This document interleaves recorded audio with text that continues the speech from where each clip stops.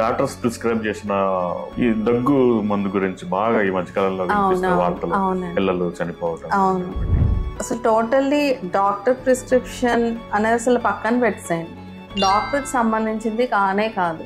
It's purely related to system అన్నమాట.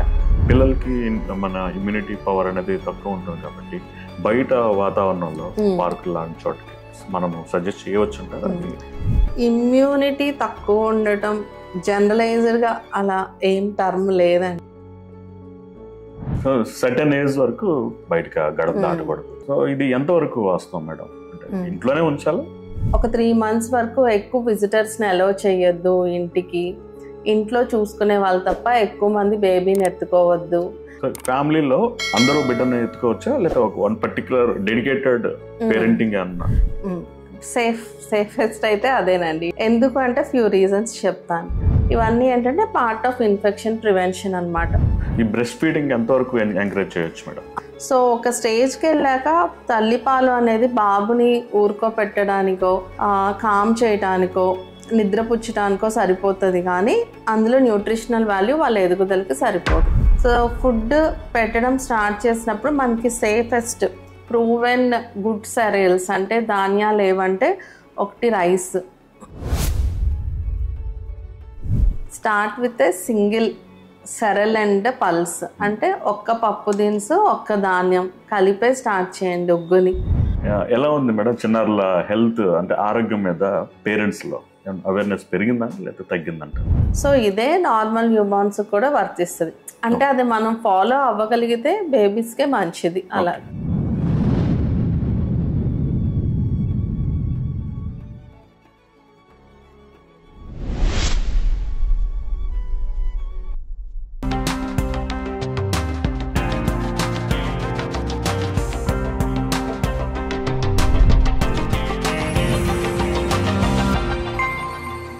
నమస్తే. గుక్కపెట్టి ఏడుస్తున్న తమ కన్నబిడ్డల బాధ ఏంటనేది తల్లిదండ్రులకు అర్థం కాకపోయినా ఒకరికి మాత్రం సులువుగా అర్థమవుతుంది. మాటలు రాని చిన్నారుల భాషను కూడా వారు సులువుగా అర్థం చేసుకుంటారు. వారెవరో కాదు, శిశు వైద్య నిపుణులు. ఇప్పుడు మనతో ప్రముఖ శిశు వైద్య నిపుణులు డాక్టర్ గౌతమి అడుసుమిలి గారు మనతో ఉన్నారు.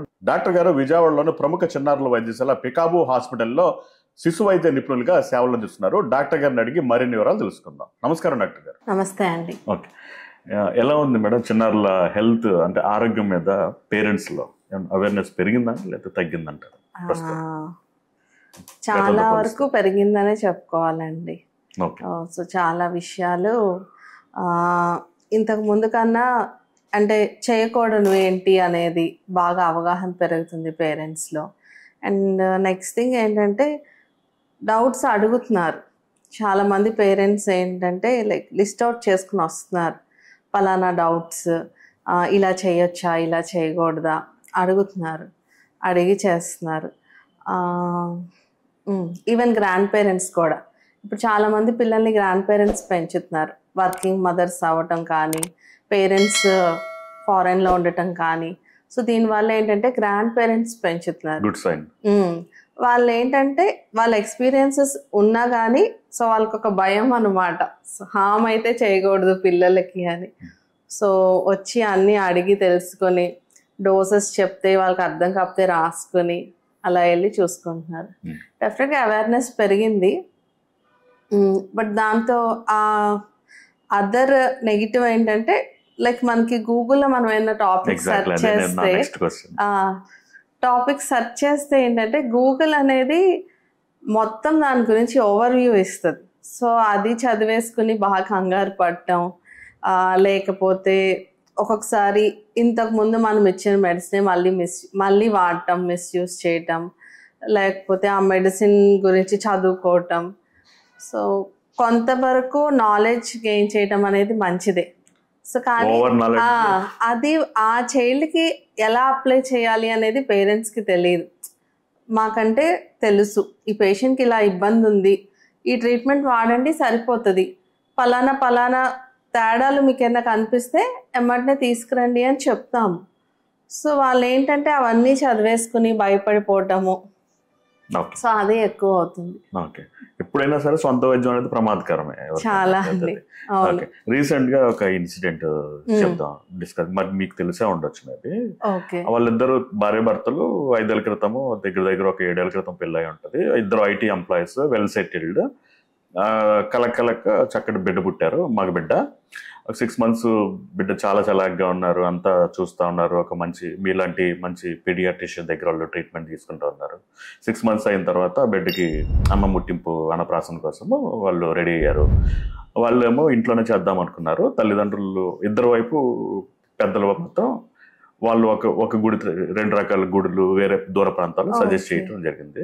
చివరికి తర్జన భర్జన పడి వాళ్ళల్లో ఒక ఏకాభిప్రాయానికి వచ్చి ఒక దూరంగా ఉన్న ఒక 100-150 కిలోమీటర్ల హాస్పిటల్ దేవాలయానికి తీసుకుపోయి పొద్దు నుంచి సాయంత్రం వరకు అన్నప్రాసన కార్యక్రమంలో బిజీగా గడిపేశారు. బాగా జర్నీ మాత్రం అటు ఇటుగా ఒక 300-200 కిలోమీటర్స్ దాకా జరిగిపోయింది. ఇంటికి వచ్చిన తర్వాత బిడ్డ ఏడుపు మొదలు పెట్టారు.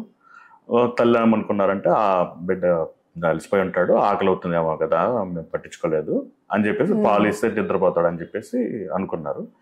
పాలు ఇచ్చిన తర్వాత బిడ్డ పోతాడని చెప్పేసి అనుకొని వీళ్ళు హడావుళ్ళ వీళ్ళు ప్రయాణ బల్లెక్తో వీళ్ళు నిద్రపోయారు. తెల్లారి మామూలుగా యాజ్ యూజువల్గా 5 గంటలకు బిడ్డ లేచి కేరింతలు కొడుతూ ఉంటారు. కానీ ఈసారి మాత్రం బిడ్డ ఉలుకూపు లేదు, పలుకులేదు. ఏంటి 7 అయినా లేవలేదని చెప్పేసి చూస్తే బిడ్డలో చలనం లేదు, చల్లగా ఉంది శరీరం. ఏంటని చూస్తే బిడ్డ చనిపోయి ఉంటాడు. లేక కలిగింది బిడ్డ 6 నెలలు. సో ఏంటి మేడం, అసలు ఏంటి రీజన్ ఏంటిది? ఇది చాలా పెద్ద వైరల్ అయింది. ఒక పీడియాట్రిషియన్ షేర్ చేశారు దీనికి సంబంధించి. అంటే మల్టిపుల్ రీజన్స్ ఉండుండొచ్చండి. మీరు చెప్పిన దాన్ని బట్టే, మీరు చెప్పిన ఆ లాస్ట్ 24 hours బట్టే ఏమేం పాసిబిలిటీస్ అయి ఉండొచ్చు అని అయితే చెప్పగలుగుతాను. ఇలానే అయిందని అయితే నేను ఏం చెప్పలేను. అంటే ఒకటి ఏంటంటే హైపోగ్లైసిమియాస్, ఎక్కువసేపు ఫీడ్ ఇవ్వకపోవటం వల్ల ఫిట్స్ రావటము.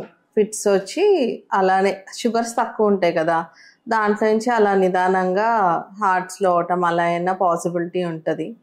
ఇంకొకటి సడన్ ఇన్ఫాంట్ డెత్ సిండ్రోమ్ అని ఒకటి చెప్తామన్నమాట. అదేంటంటే మనకి కాజ్ తెలియకోకుండా నిద్రలోనే పిల్లలు చనిపోవటం లాంటిది యూజువల్గా ఫారెన్లో ఎక్కువ చూస్తాం. రీజన్స్ ఏంటంటే మరీ సాఫ్ట్ బెడ్డింగ్ వేయటం కానీ, యాస్పిరేషన్ అంటే తాగిన ఫీడ్ వామిటింగ్ అయ్యి వాళ్ళు ఏంటంటే ఆ టైంలో ఏంటంటే వాళ్ళు మ్యానిపులేట్ చేసుకోలేరు. ఆ వామిటర్సే లంగ్స్లోకి వెళ్ళిపోయింది అనుకోండి, మనం ఒక్కొక్కసారి నీళ్ళు తాగినప్పుడు 2-3 చుక్కలు నీళ్ళు పులమారితేనే బాగా ఇబ్బంది పడతాం కదా. సో అలానే వాళ్ళు కూడా వామిటర్స్ అంతా వెళ్ళిపోతే ఉక్కిరి బిక్కిరి అయిపోయి సడన్గా అదే బ్రెడీకార్డియాక్ అరెస్ట్లోకి వెళ్ళటం, అది కూడా ఒక పాసిబిలిటీ. ఇంకా నిద్రలోనే ఫిట్స్ వచ్చి ఇది అయి ఉండొచ్చు. అలాగా డీహైడ్రేషన్ అంటే మీరు చెప్తున్నారు కదా, సో వాళ్ళకంతా హెక్టిక్ డే నడిచింది. సో ఫీడ్ ఎంతవరకు ఇచ్చారు, వాటర్ అవన్నీ మనకు తెలియదు. సో డీహైడ్రేషన్ వల్ల కూడా ఫిట్స్ రావటము, ఎలక్ట్రోలైట్స్ మిస్ మ్యాచ్ అవ్వటము, దానివల్ల రిథమ్ చేంజెస్ రావటం అలా ఉంటాయి. సో మల్టిపుల్ పాసిబిలిటీస్ ఉండొచ్చు. సో సర్టెన్ ఏజ్ వరకు మన పెద్దలు చెప్తూ ఉంటారు 6 నెలల వరకు బయటకు గడప దాటకూడదు ఇలా అని చెప్పేసి అంటా ఉన్నారు. సో ఇది ఎంతవరకు వాస్తవం మేడం? అంటే ఇంట్లోనే ఉంచాలి? సేఫెస్ట్ అయితే అదేనండి, ఇంట్లో ఉంచడం. ఎందుకు అంటే ఫ్యూ రీజన్స్ చెప్తాను. సో యూజువల్గా ఏంటంటే 1 month లోపు బేబీస్కి ఏంటంటే టెంపరేచర్ చేంజెస్ చాలా ర్యాపిడ్గా జరుగుతాయి. ఊరికే చల్లబడిపోవటం కానీ, ఎక్కువ టెంపరేచర్స్ రావటం కానీ మంచిది కాదు. సో అందుకని ఇంట్లో ఉంచడం సేఫెస్ట్. ఎప్పుడు మదర్ పక్కన ఉంచమని చెప్తాం. సో మెయిన్ ఏంటంటే ఆ యూథర్మియా అంటే కరెక్ట్గా ఉండాల్సిన టెంపరేచర్ మెయింటైన్ అవుతుంది. సో అలానే దాంట్లో భాగంగానే మనం క్యాప్స్ పెట్టమని చెప్పడం కానీ, కాళ్ళు చేతులకి సాక్స్ వేయమంటాం కానీ, ఇదంతా ఏంటంటే నార్మల్ టెంపరేచర్ మెయింటైన్ చేయటానికి. సో మనము మరీ చిన్నపిల్లల్ని ఎక్కువ బయట తిప్పితే, ఎస్పెషల్లీ చలికాలంలో కానీ బాగా సమ్మర్స్లో కానీ తిప్పటం వల్ల ఏమైందంటే, సో టెంపరేచర్స్ బాగా పెరిగినప్పుడు డీహైడ్రేషన్ రావటం, అది బాగా లో టెంపరేచర్స్ అంటే కోల్డ్ టెంపరేచర్స్ ఉన్నప్పుడు హైపోథర్మియాకి వెళ్ళటము. సో దానివల్ల ఇంకా హార్ట్ రేట్ ఫ్లక్చుయేషన్స్ రావటం, ఇవన్నీ ఉంటాయి. So both are not safe అనమాట. సో సేఫెస్ట్ ఏంటి అంటే ఇంట్లో ఉంచటం. సో ఇదొక రీజన్. అంటే ఇంట్లో ఉంచడం వల్ల వాళ్ళకి ఏంటి ఉపయోగాలు అంటానికి. సో ఇది మనం అవాయిడ్ చేసిన వాళ్ళు అవుతాం. రెండోది వైరల్ ఇన్ఫెక్షన్స్. పోస్ట్ కోవిడ్ మనం అబ్జర్వ్ చేసినట్టయితే వైరల్ ఇన్ఫెక్షన్స్ బాగా పెరిగినాయి. So especially school going kids వాళ్ళలో ఏంటంటే చాలా ఎక్కువ ఉంటున్నాయి రెస్పిరేటరీ ఇన్ఫెక్షన్స్. అంటే ఊరికే జలుబు చేయటం, పేరెంట్స్ కంప్లైంట్ చేస్తూ ఉంటారు అనమాట. మొన్నే మేడం తగ్గింది, 2 days కారలేదు ముక్కు, మళ్ళీ స్టార్ట్ అయింది ముక్కు కారటం, ఫీవర్ అని. సో ఇన్ఫెక్షన్స్ చాలా ఎక్కువగా ఉన్నాయి. సో వీళ్ళకి ఇమ్యూనిటీ ఎక్కువ ఉండదు పసిపిల్లలకి. సో మనకి ఒక వైరస్ అటాక్ అయింది అనుకోండి, మనకు ఏం సిమ్టమ్స్ ఉండకపోవచ్చు. అదే ఆ బేబీకి వచ్చింది అనుకోండి, చిన్న బేబీకి ఫీవర్, కాఫ్ చేయటము, ఆయాస్ పట్టము, మోషన్స్ ఇలాంటివి ఉండొచ్చు. సో ఆ రీజన్తో కూడా బయటికి తీసుకెళ్ళొద్దని చెప్తాం అనమాట. ఇంకొకటి కూడా చెప్తాం, ఒక 3 months వరకు ఎక్కువ విజిటర్స్ని అలౌ చేయొద్దు ఇంటికి. ఇంట్లో చూసుకునే వాళ్ళు తప్ప ఎక్కువ మంది బేబీని ఎత్తుకోవద్దు. ఇది కూడా చెప్తాం. ఎక్కువ ఫ్రీక్వెంట్గా హ్యాండ్ వాష్ చేసుకోండి. ఇవన్నీ ఏంటంటే పార్ట్ ఆఫ్ ఇన్ఫెక్షన్ ప్రివెన్షన్ అనమాట. ఓకే. సో ఫ్యామిలీలో మల్టిపుల్ మెంబర్స్ ఉన్నారనుకోండి, అందరూ బిడ్డను ఎత్తుకోవచ్చా, లేదా వన్ పర్టికులర్ డెడికేటెడ్ పేరెంటింగ్ అన్న? యూజువల్గా ఏంటంటేనండి, ప్రీటర్మ్ బేబీస్ ఉంటారు కదా, అంటే బరువు తక్కువ పుట్టిన పిల్లలు, నెలలు తక్కువగా పుట్టిన పిల్లలు, వీళ్ళకి హోమ్ కేర్ ఇచ్చేటప్పుడు అదే చెప్తాం.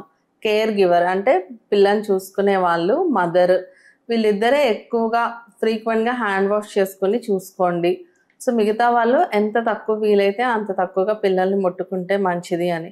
సో ఇదే నార్మల్ న్యూబార్న్స్ కూడా వర్తిస్తుంది.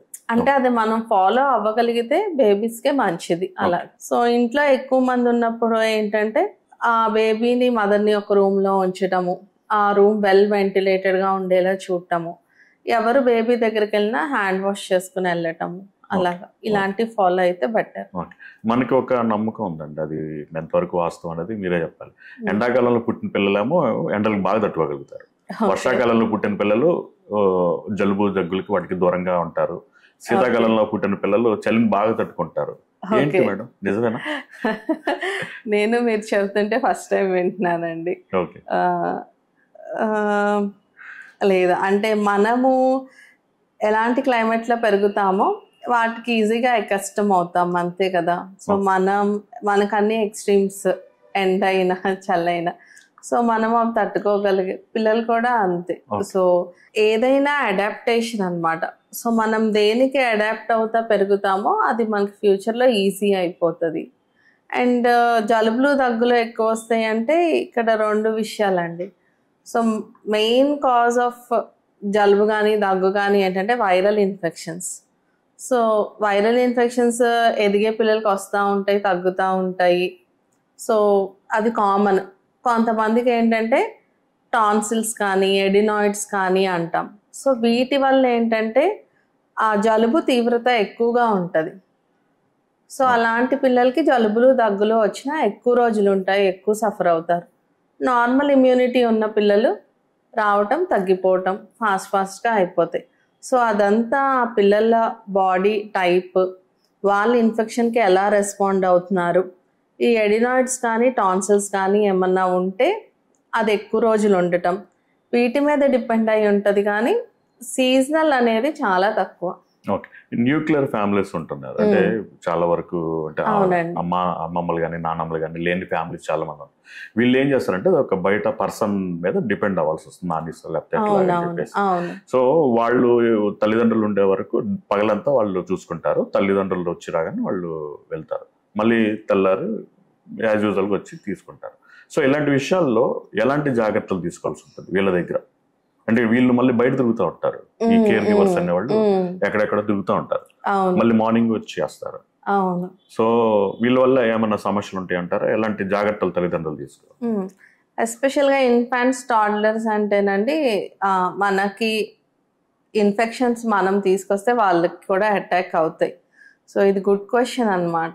సో ఎప్పుడైనా సీజనల్గా జలుబులు దగ్గులు ఎక్కువ ఉన్నప్పుడు యూజువల్గా ఏంటంటే వాళ్ళని బయట కూడా మాస్క్ వేసుకుని తిరగమంటాం. సో బట్ అది ఎంతవరకు జరిగిద్దో మనం చెప్పలేం.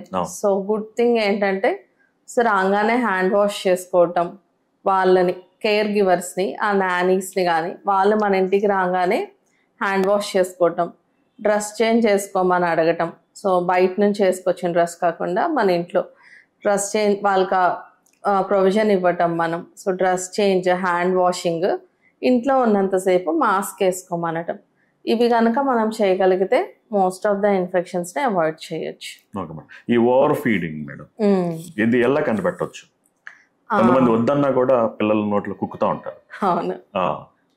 ఇంకొకటి ఏంటంటే మాల్ న్యూట్రిషన్, కొంతమందికి ఎంత పెట్టాలో తెలియదు. అది తక్కువ ఎక్కువ అనేది ఎలాగా పిల్లలు? గుడ్ క్వశ్చన్ అని. అంటే జనరలైజ్డ్గా చెప్పలేం, కానీ ఇప్పుడు ఈ మధ్య కాలంలో మాల్ న్యూట్రిషన్ అనేది చాలా తక్కువ చూస్తామండి. ఎందుకంటే అందరికీ అవేర్నెస్ ఉంది ఫుడ్ గురించి. ఇప్పుడు మనం ఫేస్ చేసే మోస్ట్ కామన్ ప్రాబ్లం ఎక్కువ అల్ట్రా ప్రాసెస్డ్ ఫుడ్స్ ఇచ్చేయటం పిల్లలకి. So junk food. సో దీనివల్ల ఏంటంటే వెయిట్ ఎఫెక్ట్ అవ్వరు పిల్లలు, వెయిట్ నార్మల్గానే ఉంటారు. తక్కువ అనే కాన్సెప్ట్ ఎక్కువ ఉండదు అన్నమాట. సో ఇంకొకటి ఏంటంటే ఓవర్ ఫీడింగ్. సో ఇది ఎవ్రీ టైం ఒబిసిటీ లానే ప్రజెంట్ అవ్వదు. సో ఓవర్ ఫీడింగ్ ఉన్నప్పుడు ఏమవుతుందంటే ఒక్కొక్కసారి మనం ఫోర్స్గా ఫీడ్ చేస్తాం పిల్లల్ని. సో దానివల్ల వాళ్ళకి ఫుడ్ మీద ఇంట్రెస్ట్ తగ్గిపోతుంది. సో వాళ్ళు తినడానికి ఇష్టపడరు. సో మళ్ళీ వాళ్ళు మా పిల్లలు ఏం తినట్లేదు అని తీసుకొస్తారు అనమాట. సో ఫుడ్ తినట్లేదు అని తీసుకొచ్చే వాళ్ళలో ఒక రీజన్, ఒక పాసిబిలిటీ ఏంటంటే ఫోర్స్ ఫీడింగ్ అనమాట. ఫోర్స్గా మదర్స్ వాళ్ళకి ఏంటంటే గిల్టీ ఉంటుంది, సరిగా పెట్టలేకపోతున్నామేమో అని. సో ఫోర్స్ ఫీడింగ్ చేయటం వల్ల కూడా వాళ్ళకి ఫుడ్ మీద ఇంట్రెస్ట్ తగ్గిపోతుంది. వాళ్ళు పిక్కీ ఈటర్స్ అవ్వటం కానీ లేకపోతే అసలు తినకపోవటం కానీ ఇలాంటివి చూస్తాం. ఇంకోటి ఏంటంటే సో ఓవర్ ఫీడ్ చేసిన పిల్లలు అది యాక్సెప్ట్ చేసినప్పుడు ఏంటంటే ఒబీస్ కిడ్స్, అంటే బరువు ఎక్కువ ఉండటము, ఇలాంటివి కూడా చూస్తాం. Okay madam. సో ఇంకొకటి వచ్చిన తర్వాత పిల్లలకి ఇష్టమైన ఫుడ్ అనేది ఏమైనా ఉందా? అంటే కొంచెం జ్ఞానం వచ్చిన తర్వాత మనకంటూ ఒక ఫేవరెట్ ఫుడ్ అనేది ఏర్పడుతుంది. అవును. సో వీళ్ళకి ఫేవరెట్ ఫుడ్ అని చెప్పేసి మనం అలవాటు చేయాలి, మనం తల్లిదండ్రుల చేతిలో ఉందంటారా? ఫేవరెట్ ఫుడ్ అనా అంటేనండి, ఫేవరెట్ ఫుడ్స్ డెఫినెట్గా అలవాటు చేయొచ్చు. ఆ ఫేవరెట్ ఫుడ్స్ లో మనం హెల్దీ ఆప్షన్స్ ని ఇంక్లూడ్ చేయాలి. అది ఓకే. ఈ మధ్యకాలంలో అంటే మన చిన్నప్పటి నుంచి మనకు ఉగ్గు ఇంకా బేబీ సిర్లాక్ ఇలాంటివి ఇవి డబ్బాలు రాకముందు మనం ఇంట్లో చేస్తాం. ఇప్పుడు కూడా చాలా మంది ఏం చేస్తున్నారంటే నానా రకాల దినుసులు అన్ని వేసేసి మిక్స్ చేసేసి. గుడ్ క్వశ్చన్ అండి. యాక్చువల్ గా ఇది నేను ఎప్పుడు చెప్తా మదర్స్ కి, 6 months అప్పుడు వచ్చినప్పుడు అడిగినప్పుడు నేను ఇదే చెప్తాను. Start with a single cereal and pulse, అంటే ఒక్క పప్పు దినుసు ఒక్క ధాన్యం కలిపే స్టార్ట్ చేయండి ఉగ్గుని. సో అది నిదానంగా ఒక 3 weeks 4 weeks అయ్యాక, అంటే ఒక 2 weeks ఇదే పెట్టాక డిఫరెంట్వి ట్రై చేయండి. సో ఫుడ్ పెట్టడం స్టార్ట్ చేసినప్పుడు మనకి సేఫెస్ట్ ప్రూవెన్ గుడ్ సెరియల్స్ అంటే ధాన్యాలు ఏవంటే ఒకటి రైస్, రెండోది రాగి. సో ఇవి రెండు సేఫ్ అన్నట్టు, అంటే మనకి కల్చరల్గా అండ్ పిల్లలకు కూడా యాక్సెప్టబిలిటీ బాగుంటుంది, డైజెస్ట్ అవుతుంది. సో వీటి రెండింటితో స్టార్ట్ చేయమని చెప్తున్నాము. అలానే పప్పులు కూడా అంతే, పెసరపప్పు కానీ కందిపప్పు కానీ ఏదైనా ఒకటి ఇంక్లూడ్ చేయమని చెప్తా. వీటితో పాటు నిదానంగా స్టెప్ బై స్టెప్ వెళ్ళటం. కొంతమంది ఏం చేస్తారంటే వాళ్ళ దగ్గర ఒక లిస్ట్ ఉంటుంది, ఒక 11 ఉంటాయి అన్నమాట. అందులో రైస్, గోధుమలు, రాగులు, జొన్నలు ఎలా డైజెస్ట్ అవుతాయండి చిన్న పిల్లలకి, లైక్ ఇమ్మెచ్యూర్ గట్స్ అవి. సో అలాంటి ఫుడ్స్ పెట్టినప్పుడు ఒక్కొక్కసారి బ్లడ్ పడటం, మోషన్స్లో బాగా యాడ్ అవటం కానీ ఇవన్నీ ఉంటాయి. సో కాంప్లెక్స్ ఫుడ్స్కి వెళ్ళేటప్పుడు స్టెప్ వైజ్ వెళ్ళటం మంచిది.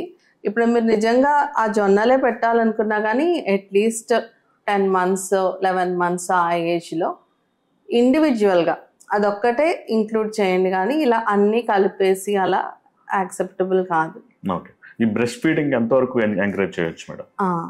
బ్రెస్ట్ ఫీడింగ్ అనేది లైక్ మనకి WHO గైడ్లైన్స్ ఏం చెప్తుంది అంటే అంటే అప్ టు 2 years, లైక్ అంటే మినిమం 2 years, అంటే 2 years అండ్ అబోవ్ అలా చెప్తారనమాట.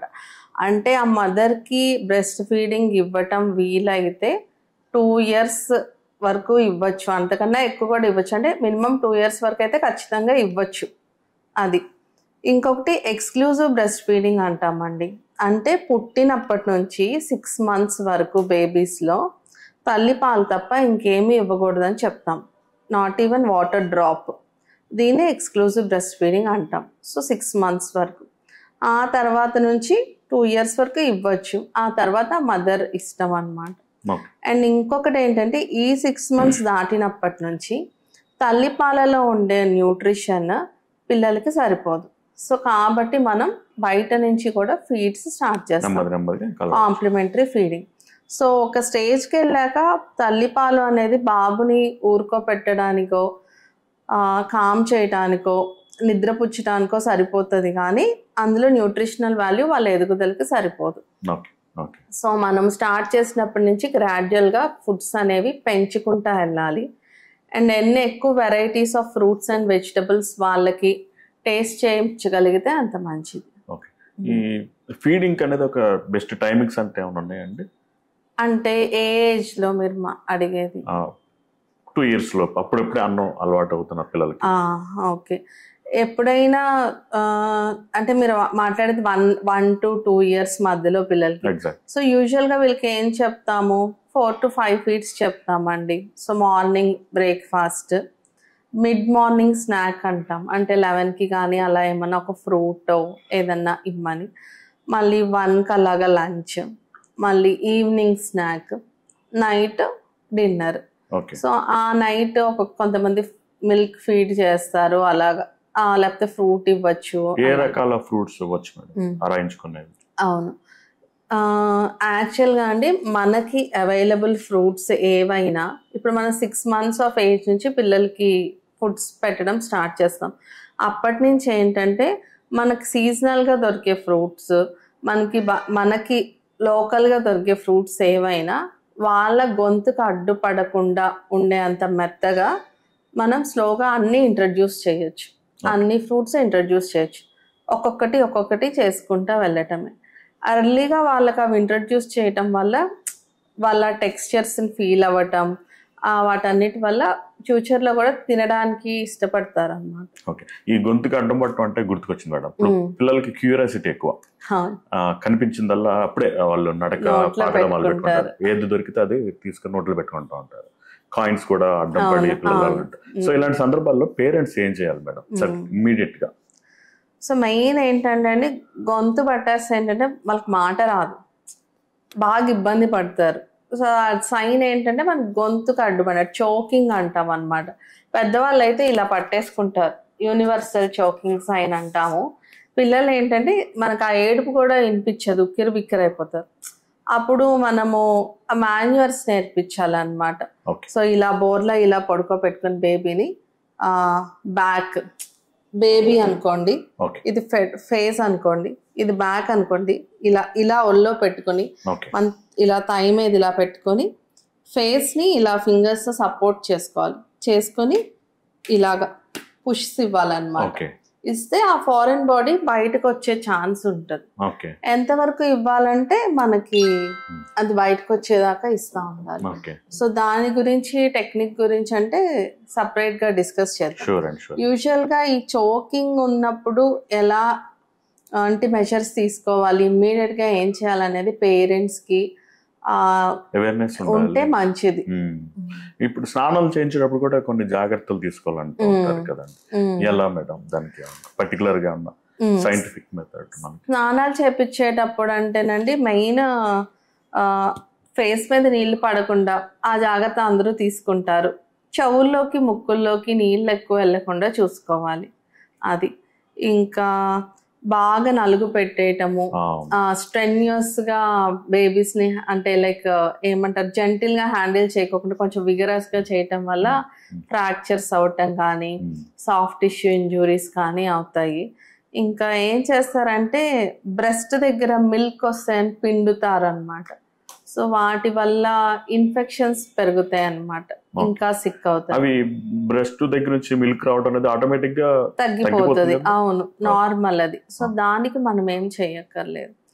అలానే ముక్కులో ఆయిల్ వేయటం, చెవుల్లో ఆయిల్ వేయటం, ఆయిల్ వేసి ఊదటం ఇలాంటివి అసలు చేయకూడదు. ఇప్పుడు వీటి గురించి చాలా మందికి అవేర్నెస్ వచ్చింది, చాలా మంది అసలు చేయట్లేదు.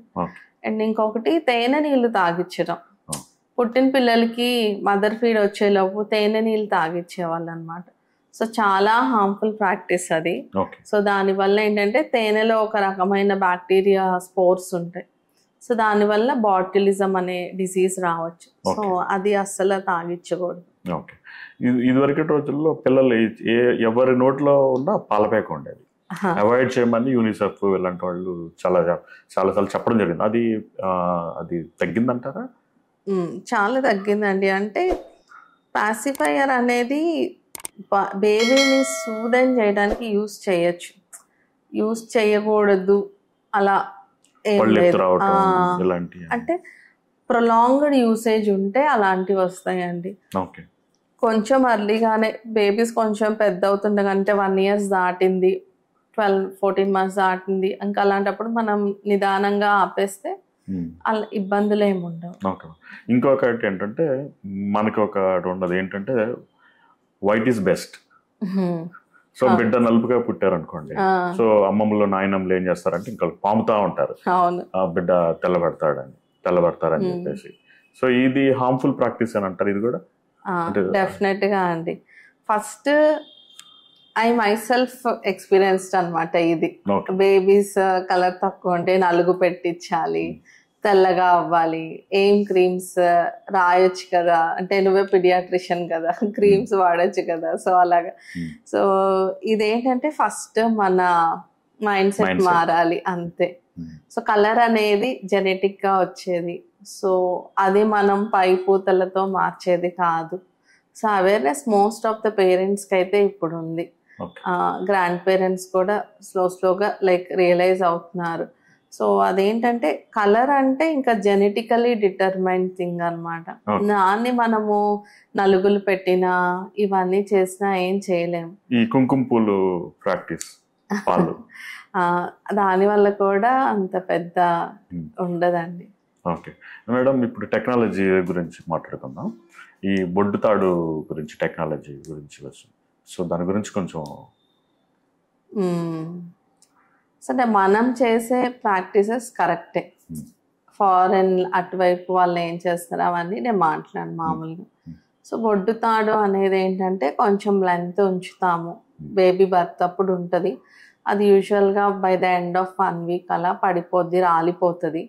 రాలిపోయాక కూడా మనం దానికి ఎక్స్ట్రాగా క్లీన్ చేయటం అలా ఏం చెయ్యక్కర్లేదు, మామూలు బాత్ ఇవ్వటమే. ఎప్పుడు కంగారు పడాలి అంటే బొడ్డు తాడు 10 రోజులు అయ్యాక కూడా పడకపోయినా. రెండోది ఏంటంటే బొడ్డు చుట్టూ ఎర్రగా అవుతున్నా, లేకపోతే బొడ్డు దగ్గర నుంచి ఏమన్నా చీములాగా కారుతున్నా, అంటే నీరులా కానీ రసిలాగా చీములాగా కారుతున్నా, ఇలాంటప్పుడు అప్రోచ్ అవ్వాలి. ఒక్కొక్కసారి తెల్లగా అలా కనిపిస్తూ ఉంటుంది బొడ్డు తాడు పడిపోయాక, దాన్ని అంబిలికల్ గ్రాండ్లోమా అంటాము. సో అది ట్రీటబుల్ కాజ్. సో పేరెంట్స్ వస్తే వాళ్ళకి చెప్తాము సాల్ట్ అప్లికేషన్. అది స్టోర్ చేసి ఫ్యూచర్ లో బిడ్డకి ఉపయోగపడేలాగా స్టెమ్ సెల్ టెక్నాలజీ. అది యాక్చువల్గా అండి అంబలికస్ లోంచి మనకు వచ్చే స్టెమ్ సెల్స్ చాలా మినిమల్, ఎక్కువ ఉండవు. సో ఆ మినిమల్ సెల్స్ని సేవ్ చేయటం వల్ల ఎంతవరకు ఉపయోగపడుతుంది చెప్పలేము.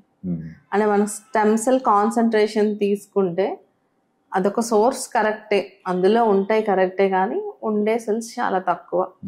సో వాటిని ప్రిజర్వ్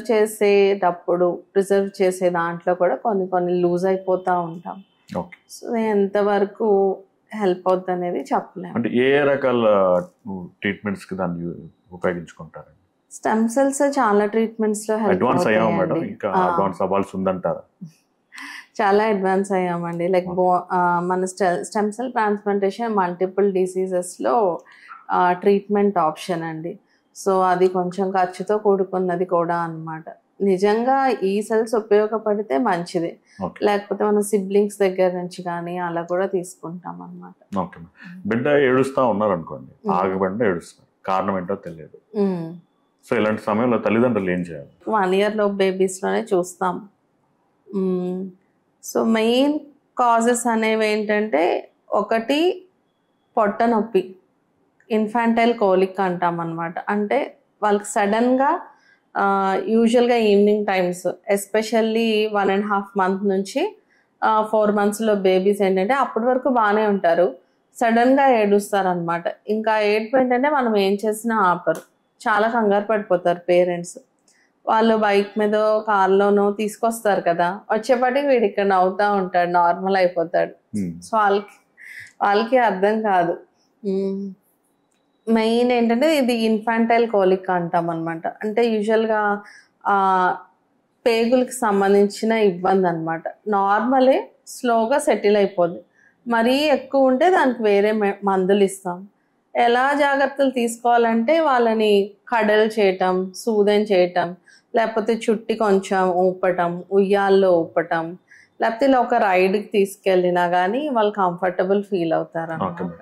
ఏమన్నా ఇంటర్నల్ గా ఏమన్నా పెయిన్ ఎలా గుర్తుపట్టొచ్చు? అంటేనండి ఆ ఫేస్ లో వాళ్ళు ఏడుస్తున్న కంగారు ఒకటి ఉంటది పేరెంట్స్. సో ఎలా ఐడెంటిఫై చేయటం అనేది కష్టం. సో ఈ ఏజ్ గ్రూప్ బేబీస్ లో ఏంటంటే యూజువల్ గా కోలికి పెయిన్ ఉంటది. ఇంకొక second common cause ear pain. Ear pain వల్ల కూడా విపరీతంగా వాళ్ళకి అంటే లైక్ పెయిన్ ఎక్కువ ఉంటది, ఏడుస్తారు అనమాట. సో దీన్ని అంటే వాడికి ప్రీవియస్ గా ఒక 1 week బ్యాక్ ఇప్పుడు జలుబుండి ఎక్కువగా ఏడుస్తుంటే యూజువల్గా మోస్ట్లీ వాడికి ఇయర్ పెయిన్ అయినా పాసిబిలిటీ ఉంటుంది. అలర్జీస్ విషయంలో ఎలాంటి కేర్ తీసుకోవాలి మేడం? సో యాక్చువల్గా ఈ మధ్య కాలంలో ఎక్కువగా ఉన్నాయండి అలర్జీస్ అనేది ఎక్కువ చూస్తున్నాం అనమాట. కేర్ అంటే మనకి indoor and outdoor again. So indoor pollution అంటే మనం ఫ్రీక్వెంట్గా కర్టెన్స్, మన బెడ్షీట్స్, మ్యాట్రెస్ కవర్స్ ఇవన్నీ ఫ్రీక్వెంట్గా వాష్ చేసుకోవటం, మళ్ళీ మ్యాట్రసెస్ డస్టింగ్ చేయటం అలా చేసుకోవాలి. ఇంకా అంటే సాంబ్రాణి కడ్డీలు కానీ మనకి మాస్కిటో కాయిల్స్ కానీ అంటే ఏమాత్రం పొగ ఇంట్లో అలో చేయకూడదు. చిమ్నీస్ వాడటం వంట చేసే పొగ పోవటానికి. ఇంట్లో ఎవరైనా స్మోక్ చేసే వాళ్ళు ఉండి పిల్లలకో ఇంట్లో ఎవరికో అలర్జీస్ ఉన్నాయనుకోండి, సో వాళ్ళు డెఫినెట్గా స్మోక్ చేసేటప్పుడు బయట వేరే షర్ట్ వేసుకొని స్మోక్ చేస్తే ఇంకా అది ఇంటికి వచ్చాక ఇంట్లోకి రానివ్వకుండా చూడటం. ఐడియల్ వే అంటే స్మోక్ చేయకుండా ఉండటం. సో బట్ ఏంటంటే వాళ్ళ డ్రెస్సెస్ క్యారీ చేసి ఇంట్లో పెట్టినా వాళ్ళు అనుకుంటారు మేము బయట కదా చేసేది, లోపలికి చేసాక మేము పిల్లల్ని టచ్ చేయము అలా. బట్ ఏంటంటే వాళ్ళ షర్ట్ మీద ఉన్న పొగ, వాళ్ళ డ్రెస్ మీద ఉన్న థింగ్స్ మీద ఉన్నాయి కూడా ఆల్మోస్ట్ 3 months వరకు అలా ఇంట్లో ఉండిపోతుంది. పూర్వం మనకి బయటికి వెళ్ళి వచ్చిన తర్వాత ఇంట్లోకి వెళ్ళకుండానే బయటే స్నానం చేసి బట్టలు మార్చుకొని శుభ్రంగా వెళ్ళే ట్రెడిషన్ ఉండేది. ఇప్పుడేమో మనకి చిన్న చిన్న ఇల్లు మొత్తం అటాచ్డ్, వెళ్ళాక తప్పదు ఇట్లాంటి సిచ్యుయేషన్ మనకి. మేడం స్లీపింగ్ విషయంలో ఎట్లా మేడం? పిల్లలకి నిద్ర సరిపోతుందా లేదా అనేది ఎలా తెలుస్తుంది? నిద్ర సరిపోవాలి. నిద్ర సరిపోతేనే వాళ్ళు స్కూల్లో యాక్టివ్గా ఉంటారు, గ్రోత్ నార్మల్గా ఉంటుంది. యాక్టివిటీ వైజ్ కూడా చికాగా లేకుండా కొంచెం కొంచెం ప్రశాంతంగా అలా ఉంటారన్నమాట. మనకి స్లీప్లెస్ ఉన్నారు అంటే దాని ఇంపాక్ట్ అన్నిటి మీద పడిపోతుంది. సో వాళ్ళ స్కూల్ పెర్ఫార్మెన్స్ మీద పడిద్ది, గ్రోత్ మీద పడిద్ది. సో అలా ఉంటుంది. ఇప్పుడు నేను స్కూల్కి వెళ్ళను అని చెప్పేసి కొంతమంది పిల్లలు చెప్తా ఉంటారు. జెన్యున్ గా చెప్పే పిల్లలు ఉంటారు, లేకపోతే ఏదో ఒక వంక పెట్టి ఆకతాయితనంతో చెప్తా ఉంటారు. సో నిజంగా వాళ్ళకి కడుపు నొప్పి ఉంది లేదా తలనొప్పి ఉంది అనేది ఎలా గెస్ చేస్తాం మేడం మనం? సో మోస్ట్లీ ఏంటంటే పిల్లలు అబద్ధం చెప్పారండి, అన్లెస్ దే హ్యావ్ ఎనీ అంటే వాళ్ళకి ఇబ్బంది ఉంటేనే వాళ్ళు ఉందని చెప్తారు. మీరు చెప్పేది ఉంది కదా అంటే స్కూల్కి వెళ్ళకుండా ఉండడానికి ఒక పద్ధతి లాగా వాడేదంటే వాళ్ళు దాన్ని రిపీట్ చేయడానికి ట్రై చేస్తారు. అంటే ఇవాళ వెళ్ళలేదు, మళ్ళీ కొంతసేపు నొప్పి తగ్గిపోద్ది, మళ్ళీ రేపు ఎప్పుడో స్కూల్కి వెళ్ళాలనిపిస్తుంది. అది రిపీటెడ్గా బిహేవియర్ ఉన్న పేరెంట్సే మేకౌట్ చేయగలుగుతారు. సో యూజువల్గా కామన్గా పెయిన్స్, పొట్ట నొప్పి అవి పిల్లలకు ఉన్నప్పుడు వాళ్ళు చెప్తారన్నమాట. ఆటిజం సిమ్టమ్స్ అనేది చిన్నప్పటి నుంచి కనిపిస్తాయి అంటారా? అవి ఎర్లీగా మనం డిటెక్ట్ చేస్తే ట్రీట్మెంట్ ఏమైనా సులువు అవుతుంది? ఉంటుందండి. ఆటిజంకి ఏంటంటే అర్లీగా ఏంటంటే బిహేవియర్స్ ఉంటాయి, కొన్ని బిహేవియర్స్. సో అలాంటి బిహేవియర్స్ ఉన్నప్పుడు మనం అర్లీగా పీడియాట్రిషియన్ అప్రోచ్ అవటం, లేకపోతే డెవలప్మెంటల్ పీడియాట్రిషియన్స్ అని ఉంటారు. లేకంటే ఈ ఆస్పెక్ట్లో వాళ్ళు స్పెషల్గా ట్రైన్ అయ్యారనమాట. సో వాళ్ళ దగ్గర ఫాలో అప్లో ఉంటాం. సో మనకి కంప్లీట్ ఇది ఆటిజం అని డయాగ్నోస్ చేయకుండా, లేబుల్ చేయకముందే మనకు కొంచెం డౌట్ఫుల్ బిహేవియర్స్ ఉన్నా కూడా పీడియాట్రిషియన్ ఫాలోఅప్లో ఉంటే మంచిది. సో ఎలాంటివి అంటే ఆ పిల్లలు ఎక్కువ పిల్లలతో కలవరు. సో ఒక్కళ్ళే ఆడుకోవడానికి ఇష్టపడతారు, లేకపోతే ఇంట్లోనే ఉండటానికి ఇష్టపడటం, లేకపోతే ఒకే బొమ్మతో ఎక్కువగా ఆడటం. ఇప్పుడు ఇంట్లో ఒక 10 బొమ్మలు ఉంటాయి, కానీ వాడు ఒక్క బొమ్మతోనే ఆడతాడు, ఆ బొమ్మే వాడి ఫేవరెట్. అదొకటి. సో లైక్ రిపిటేటివ్ బిహేవియర్స్ అనమాట. ఇప్పుడు మీరు నీ పేరేంటి అని అడిగారు అనుకోండి, వాడుకు నీ పేరేంటి అనే అంటాడు. లైక్ ఇదేంటి, ఏం తిన్నావు అని అడిగావు అనుకోండి, వాడు ఏం తిన్నావు అనే అంటాడు. సో వాడు ప్రాసెస్ చెయ్యడు ఆ మాటని. సో దీన్ని ఎకోలేలియా అంటాం అనమాట. సో ఇది ఉంటుంది. నేను చెప్పినట్టే ఎక్కువ పిల్లల్లో కలవలేకపోవటము, ఒక్కళ్ళు ఆడుకోవటానికి ఇష్టపడటము, ఒకే బొమ్మతో ఆడటానికి ఇష్టపడటము, ఇలాంటివి ఏమైనా ఉంటే మనం వెంటనే పీడియాట్రిషియన్ అప్రోచ్ అవ్వటం మంచిది. మాటలు స్లోగా రావటం.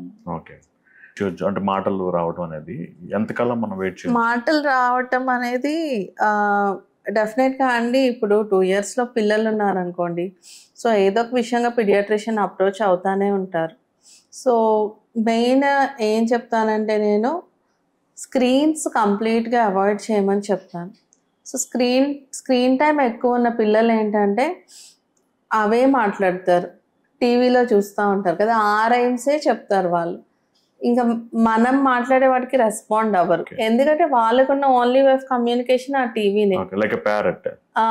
అలానే అంతే, ఎగ్జాక్ట్లీ అదే చెప్తా ఉంటారు. సో దానివల్ల ఏంటంటే స్పీచ్ డిలే ఉంటుంది.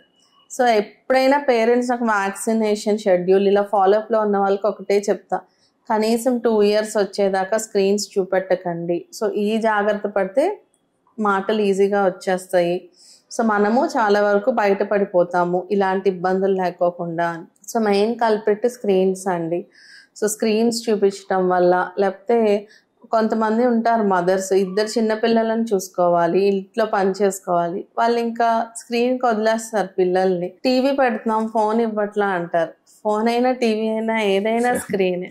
సో ఆ ఏజ్లో వాళ్ళకి అది అస్సలు మంచిది కాదు. సో 4 పిల్లల్లో తిరగటం, లేకపోతే పెద్దవాళ్ళు మాటలు చెప్తా ఉంటారు కదా, ఎక్కువ మనుషులతో తిరుగుతూ ఉంటే సో వాళ్ళకి కూడా ఏంటంటే ఆ రెసిప్రొకేషన్, ఓహో ఇది క్వశ్చన్, ఇది ఆ ప్రాసెసింగ్ అని అవన్నీ ఆ డెవలప్మెంట్ అనేది వాళ్ళకి ఉంటుంది అన్నమాట. ఈ దగ్గు మందు గురించి బాగా ఈ మధ్యకాలంలో వినిపిస్తున్న వార్తలు, పిల్లలు చనిపోవటం, ఇలాంటి సిచ్యుయేషన్ అంటే ఈవెన్ డాక్టర్స్ ప్రిస్క్రైబ్ చేసిన వాటి ద్వారా కూడా ఇలాంటి సంఘటనలు వచ్చిన సిచ్యుయేషన్ మనకు కనిపిస్తా ఉంది. దీన్ని ఎలా ఓవర్కమ్ చేయాలి మేడం? అంటేనండి ఇది అసలు టోటల్లీ డాక్టర్ ప్రిస్క్రిప్షన్ అనేది అసలు పక్కన పెట్టేయండి. It's purely related to drug అనమాట. ఆ డ్రగ్లో ఇలా ఉంటుంది అని ఆ డాక్టర్ కూడా తెలియదు కదా. సో ఒక డ్రగ్ మనకి లోకల్గా అవైలబుల్ ఉంది మార్కెట్లో, వాడు వచ్చాడు పలానా డ్రగ్ ఉంది అని చెప్పాడు అంటే వాళ్ళు కొన్ని ట్రయల్స్ దాటే మార్కెట్లోకి వస్తారు. అందులో సేఫ్టీ ట్రయల్స్ కూడా ఉంటాయి, క్లినికల్ ట్రయల్స్ ఉంటాయి. సో ఇవన్నీ దాటే మందు మార్కెట్లోకి వచ్చింది అంటే డాక్టర్ ఏం ఫీల్ అవుతారు, సేఫ్ అనే కదా. సో మోతాదుకు మించి రాసినప్పుడు, లేకపోతే అంతే ఆ బరువుకి ఎక్కువ మంది ఇస్తేనో డాక్టర్ తప్పు అవుతుంది. కానీ ఇది అసలు డాక్టర్కి సంబంధించింది కానే కాదు. It's purely related to system అన్నమాట. సో ఆ మందులో ప్రిజర్వేటివ్ క్వాంటిటీ ఎక్కువ ఉండటము, అంటే ఆ ప్రిజర్వేటివ్లో ఉండే కొంచెం కెమికల్ అది ఎక్కువ ఉండటము, సో దీనివల్ల వచ్చిందనమాట. సో ప్యూర్లీ ఇంకా సిస్టమ్. ఒబేసిటీ ప్రివెన్షన్ చిన్నపిల్లలు అది అంటే ఒక సర్టన్ ఏజ్ తర్వాత రావటం వేరు, కొంతమందికి చిన్న అంటే ఇది ఓవర్ ఫీడింగ్ రీజన్ అంటారు, లేకపోతే బై జెనెటిక్? జెనెటిక్ గా ఉండే ఒబెసిటీ కూడా ఉంటుందండి. సో అది కొంచెం అర్లీగా స్టార్ట్ అవ్వచ్చు. ఫస్ట్ నుంచి కొంచెం బొద్దుగా ఉంటాం, కానీ ఎక్కువ ఫుడ్ తినకపోయినా పిల్లలు కొంచెం చబ్బీగా అనిపించడం ఉంటుంది. అది మనకి ఫస్ట్ నుంచి ఉంది. ఇప్పుడు మనం ఎక్కువ చూస్తుంది ప్యూర్లీ లైఫ్ స్టైల్ రిలేటెడ్ అనమాట. అల్ట్రా ప్రాసెస్డ్ ఫుడ్స్ అంటే అందులో క్యాలరీస్ ఎక్కువ ఉంటాయి, అవసరమైన ఫైబరు విటమిన్స్ తక్కువ ఉంటాయి. సో ఈ అల్ట్రా ప్రాసెస్డ్ ఫుడ్ తినడము, లైఫ్ స్టైల్, స్కూల్స్ మెయిన్. రీసెంట్గా కొంచెం చేంజెస్ వస్తున్నాయి, బట్ ఇంకా రావాలన్నమాట. సో పొద్దుటి నుంచి వాడు ఈవినింగ్ వరకు చదువుతానే ఉంటాడు, కూర్చునే ఉంటాడు, లేకపోతే కొంచెం టైం దొరికితే టీవీ చూడటం. సో సెడెంటరీ లైఫ్ స్టైల్ అనమాట. సో పిల్లలకి అట్లీస్ట్ ఒక 1 hour ఫిజికల్ యాక్టివిటీ ఉండాలి. బయట పార్కులోనో ఆడుకుంటా ఉంటే సైక్లింగ్, సో ఫుడ్, ఇవి రెండు మార్చుకుంటే మోస్ట్లీ మనం అక్కడ దాకా వెళ్లకుండా ఉండటమే మంచిది. ప్రివెన్షన్. పిల్లలకి మన ఇమ్యూనిటీ పవర్ అనేది తక్కువ ఉంటుంది కాబట్టి బయట వాతావరణంలో పార్కులు లాంటి చోటకి వాళ్ళు తీసుకెళ్లి మిగిలిన పిల్లలతో ఆడించడం అనేది అది మనం సజెస్ట్ చేయవచ్చు అంటారు. ఇమ్యూనిటీ తక్కువ ఉండటం జనరలైజ్డ్ గా అలా ఏం టర్మ్ లేదండి. సో ఇప్పుడు చాలా మంది పేరెంట్స్ కంప్లైంట్స్ కూడా అది. ఇప్పుడు గుడ్ క్వశ్చన్ అడిగారు మీరు. ఇప్పుడు మా పిల్లలకి తరచుగా జలుబు చేస్తుంది, మొన్నే జలుబు చేసింది, మళ్ళీ ఇప్పుడు జ్వరం వచ్చింది. సో ఇమ్యూనిటీ ఏమన్నా తక్కువైందా, సో దీనికి ఏమన్నా మందులు వాడాలా అని అడుగుతారనమాట. సో ఇమ్యూనిటీ తక్కువ ఉంటాం అంటే బేసికల్గా బై బర్త్ ఏమైనా జెనెటిక్ డిఫెక్ట్స్ ఉండి ప్రైమరీ ఇమ్యూనో డెఫిషియన్సీస్ అంటాం అనమాట. అలాంటి పిల్లలు ప్రజెంటేషన్ వేరేగా ఉంటుంది. సో ఇప్పుడు నీకు 4 సార్లు జలుబు చేస్తుంది, కానీ జలుబుతోనే తగ్గిపోతుందిగా, అది నిమోనియా లాగానో హాస్పిటల్లో అడ్మిట్ అవ్వాల్సిన అవసరం రావట్లేదు. సో ఇదంతా part of building up immunity. వీడికి ఇలా 2-3 సార్లు ఇన్ఫెక్షన్ వస్తే ఆ వైరస్కి యాంటీబాడీస్ ఏమంటారు, మనకి అన్ని సెల్స్, ఇమ్యూన్ సిస్టమ్ అంతా ప్రిపేర్డ్గా ఉంటుంది. రెండోసారి ఆ ఇన్ఫెక్షన్ వచ్చినప్పుడు ఫైట్ చేసేస్తుంది, అసలు ఆ జలుబు దగ్గు కూడా ఎక్కువ అవ్వకుండా చూసుకుంటుంది అనమాట. ఈ ఫ్రీక్వెంట్గా ఇన్ఫెక్షన్స్కి ఎక్స్పోజ్ అవ్వటం కూడా ఏంటంటే ఇమ్యూనిటీని డెవలప్ చేసుకుంటూ ఉంటుంది బాడీ. ఇమ్యూనిటీ తక్కువ ఉంటామంటే డాక్టర్స్ చెప్తారు, మరి వాళ్ళకి ఫ్రీక్వెంట్గా హాస్పిటల్ అడ్మిషన్స్ అవసరం రావటం, గ్రోత్, వెయిట్ అవి పెరగపోవటం, ఇలాంటివన్నీ ఉంటాయి అన్నమాట. రెండోది, మనకి హెల్దీ డైట్తో పాటు స్ట్రాంగ్ ఇమ్యూనిటీ కావాలి అంటే గుడ్ స్లీప్ అవసరం. అలానే నువ్వు ఇన్ఫెక్షన్స్ ఎక్స్పోజ్ అయినప్పుడు మనకు ఆ ఇమ్యూనిటీ కొంచెం బిల్డప్ అవుతూ ఉంటుంది. సో ఇవన్నీ పార్ట్స్ అన్నమాట. అంటే ఆడుకుంటే ఇన్ఫెక్షన్స్ వస్తాయి అనే దానికన్నా ఆడుకుంటా ఉంటే 2-3 సార్లు ఎక్స్పోజ్ అవుతే ఇంకా ఇమ్యూనిటీ స్ట్రాంగ్ అవుతుంది. సో బయటికి తీసుకెళ్ళి ఆడించడమే మంచిది. సో కొంతమంది అతి జాగ్రత్త వల్ల ఏం చేస్తారంటే, మామూలుగా అంటే పెద్దవాళ్ళలో ఏం చేస్తారంటే చాలా మంది సిమ్టమ్స్ ఏమైనా కనిపించిన వెంటనే వీళ్ళు అది రాకముందే టాబ్లెట్ వాడేస్తూ ఉంటారు. సో దీనివల్ల ఏమవుతుందంటే మందు, యాంటీబయోటిక్ రెసిస్టెన్స్ ఇలాంటివి వాళ్ళకి డెవలప్ అవుతా ఉంటాయి. సో తల్లిదండ్రులు అదే అలవాటుని తీసుకుపోయి పిల్లల మీద కూడా రుద్ది చిన్ననాటి నుండే శరీరం దానంతా అదే పోరాడే శక్తి కాకుండా మందుల మీద డిపెండ్ అయ్యే సిచ్యుయేషన్ ని వాటికి తీసుకొస్తున్నారు. సో దీన్ని ప్రివెంట్ చేయటం ఎట్లా మేడం? డెఫినెట్ గా అండి. అంటే ఇమ్యూనిటీ డెవలప్ అవ్వదు అని అసలు ఏం చెప్పలేము, బట్ ఇలా చిన్న వాటికి యాంటీబయాటిక్స్ ఇవ్వటం మటుకి చాలా అన్సేఫ్. మనకి ఓరల్ యాంటీబయాటిక్స్ దొరికే వాటిని మనకు అవసరం లేనప్పుడే మనం మిస్యూజ్ చేసామనుకోండి, నిజంగా అవసరమైనప్పుడు అవి పనిచేయవు, అంటే రెసిస్టెన్స్ డెవలప్ అయిపోద్ది అనమాట. సో దీనికి ఏంటంటే గవర్నమెంట్ కొంచెం స్ట్రిక్ట్ ఆర్డర్స్ పాస్ చేస్తే బెటర్ అనమాట. అంటే డాక్టర్ ప్రిస్క్రిప్షన్ లేకోకుండా మెడికల్ షాప్లో యాంటీబయాటిక్స్ అవైలబిలిటీ ఇవ్వకూడదు అనేది ఉంటే బాగుంటది. ఇది డాక్టర్స్ కి మంచిదని కాదు, ఫ్యూచర్ లో మనకి లైక్ అంటే పిల్లలకే మంచిది అది. అలాంటిది ఒకటి వస్తే బాగుంటది. ఇప్పుడు ఈ వ్యాక్సిన్స్ విషయంకి వస్తే, స్టార్టింగ్ నుంచి పర్టికులర్ ఏజ్ వరకు వ్యాక్సిన్స్ వేయించాలని చెప్పేసి అంటూ ఉన్నారు. కొంతమందికి గవర్నమెంట్ వాళ్ళు ఇచ్చే వ్యాక్సిన్స్ మీద నమ్మకం ఉండదు, వాళ్ళు ఓన్గా చేయించుకుంటూ ఉంటారు. సో అసలు ఈ డిఫరెన్స్ ఏంటి మేడం వాటికి బయట ఇచ్చే వాటికి? అట్లాగే ఇంకొకటి ఏమిటంటే ఆల్ ఇన్ వన్ వ్యాక్సిన్స్ అని కూడా వచ్చేసాయి. డిఫరెంట్ వ్యాక్సిన్స్ సింగిల్ డోస్ ఇచ్చేయండి. ప్లస్ ఇంకొకటి ఏంటంటే కొన్ని రకాల వ్యాక్సిన్స్ చేసిన తర్వాత పిల్లలకి జ్వరాలు రావటం ఇవన్నీ ఉంటా ఉన్నాయి. సో ఈ జ్వరం రావటం అనేది నార్మలేనా? జ్వరం వస్తేనే వ్యాక్సిన్ పనిచేసినట్టు అని మనల్ని అనుకుంటా ఉంటారు. సో వీటి మీద మీ ఓకే, సో ఒక్కొక్క క్వశ్చన్ ఆన్సర్ చేస్తానండి. ఇప్పుడు గవర్నమెంట్లో ఇచ్చే వ్యాక్సిన్స్ మంచి వ్యాక్సిన్సే. ఇప్పుడు మనం గవర్నమెంట్లో ఇచ్చే వ్యాక్సిన్స్ కాకోకుండా కొన్ని ఎక్స్ట్రా వ్యాక్సిన్స్ మా షెడ్యూల్ కవర్ చేస్తుంది. IAP, Indian Academy of Paediatrics schedule అనమాట. గవర్నమెంట్లో కవర్ అవ్వని ఒక 4-5 వ్యాక్సిన్స్ ఇందులో కవర్ అవుతాయి అన్నమాట. సో పేరెంట్స్ గవర్నమెంట్ వ్యాక్సిన్స్ వేయించుకొని ఆ రిమైనింగ్ పీడియాట్రిషియన్ దగ్గర వేయించుకుంటే సరిపోతుంది. అదొకటి. సో సెకండ్ది ఏంటంటే మీరు అడిగింది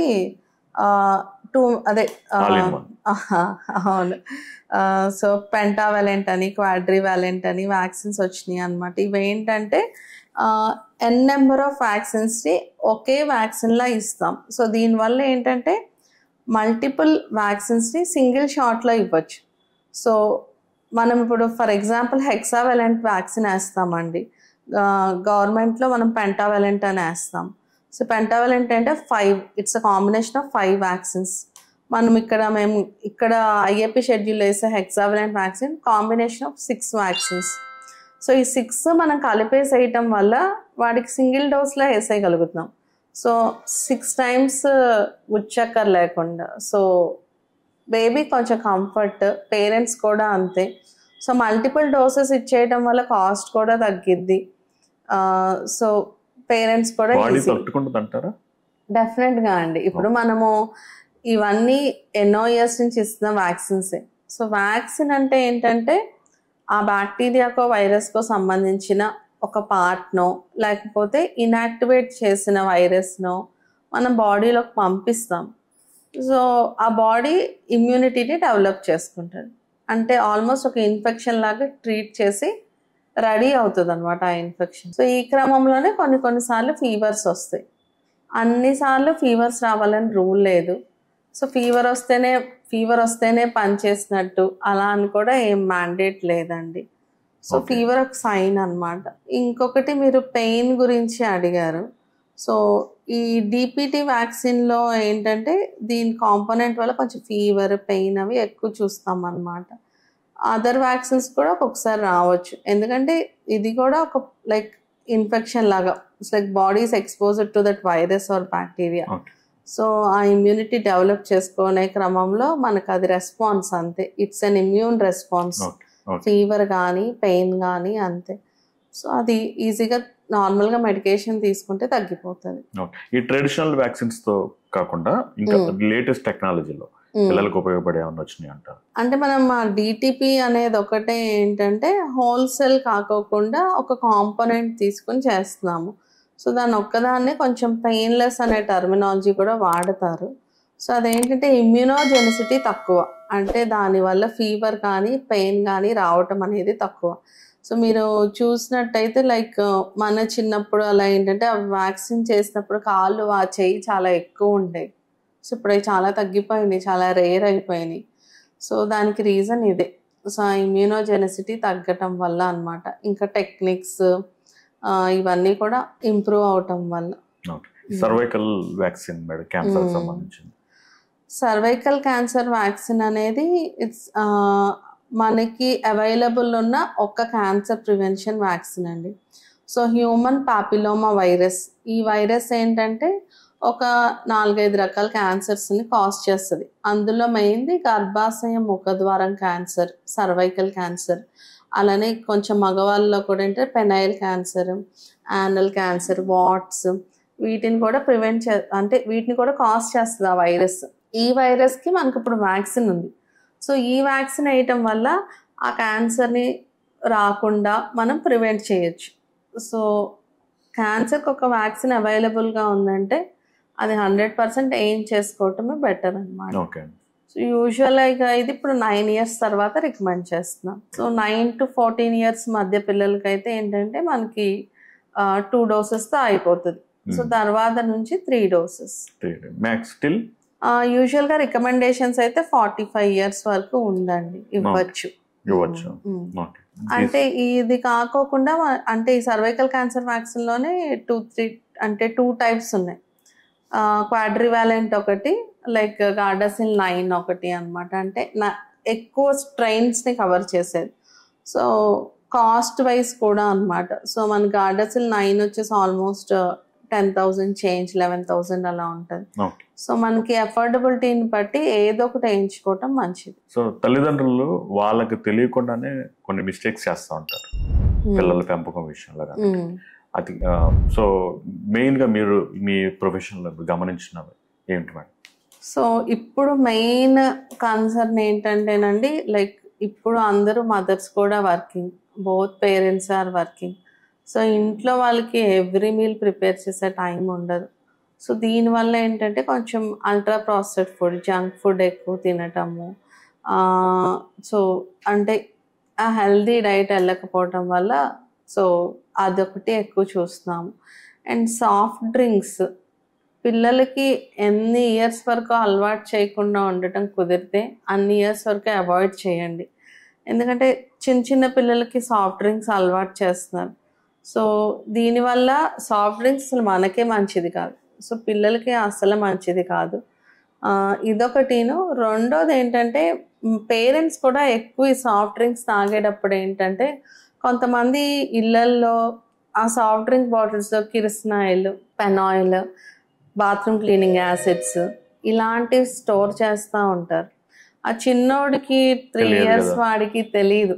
మనం వాడు అడిగినప్పుడు ఇచ్చామనుకోండి, లేకపోతే ఇవ్వలేదు, వాడికి ఆ క్యూరియాసిటీ ఉంటుంది. సో అది వెళ్ళి కబుక్కుని తాగేయటం, ఇలాంటి అనర్థాలు ఎక్కువ చూస్తాం అన్నమాట. సో యాక్సిడెంటల్ పాయిజనింగ్స్ కామన్ పిల్లల్లో, అందులో కామన్ కాజ్ ఇదన్నమాట. సో ఇది అంటే మోస్ట్ డిస్టర్బింగ్ థింగ్ ఇదన్నమాట. So first of all soft drinks తాగొద్దు. పిల్లలకి కూడా ఎన్ని ఇయర్స్ వరకు అలవాటు చేయటం మానగలిగితే అలా ట్రై చేయండి. రెండోది ఇలా బాటిల్స్లో ఇవన్నీ స్టోర్ చేయటం అసలు కంప్లీట్గా మానేయాలి. Okay. 3 signs that your children is not growing up ఏంటి మేడం? పేరెంట్స్కి తెలుస్తుంది కదా, హైట్ పెరగట్లేదనో, వెయిట్ ఆల్మోస్ట్ సేమ్ ఉంటున్నాడనో, ఇంకొకటి ఏంటంటే బాగా చికాక్గా ఉండటం కానీ, స్కూల్లో ఫాలో అవ్వకపోవటం కానీ, స్కూల్ పెర్ఫార్మెన్స్ తగ్గటం, అంటే ఇంతకుముందు బాగా చదివే బాబు ఇప్పుడు చదవకపోవటం. సో ఇలాంటివి ఏమైనా ఉన్నాయంటే డెఫినెట్గా you need to approach your paediatrician అని అర్థం. ఓకే. మన హాస్పిటల్ ప్రత్యేకతలు వివరిస్తారు. నేను పిడియాట్రిక్ ఇంటెన్సివిస్ట్ అండి. అంటే paediatrician and fellowship in paediatric intensive care అనమాట. అంటే పిడియాట్రిక్ ఎమర్జెన్సీస్ కానీ బాగా సీరియస్గా ఉన్న పిల్లల్ని చూడటంలో ఇంకా ఎక్స్ట్రా స్పెషలైజేషన్ చేశాను అనమాట. సో ఈ క్లినిక్ మెయిన్ ప్రయారిటీ ఏంటంటే మనకి హార్ట్ ఆఫ్ ద సిటీలో కొంచెం ఫ్రెండ్లీ ఎన్విరాన్మెంట్లో చైల్డ్ హెల్త్ కేర్ ప్రొవైడ్ చేయాలి అనేది ఒక మెయిన్ మోటో అన్నమాట మాది. Thank you very much. విన్నారు కదా డాక్టర్ గారి అమూల్య సలహాలు. రాబోయే ఇంటర్వ్యూలో మళ్ళీ కలుసుకుందాం. నమస్కారం.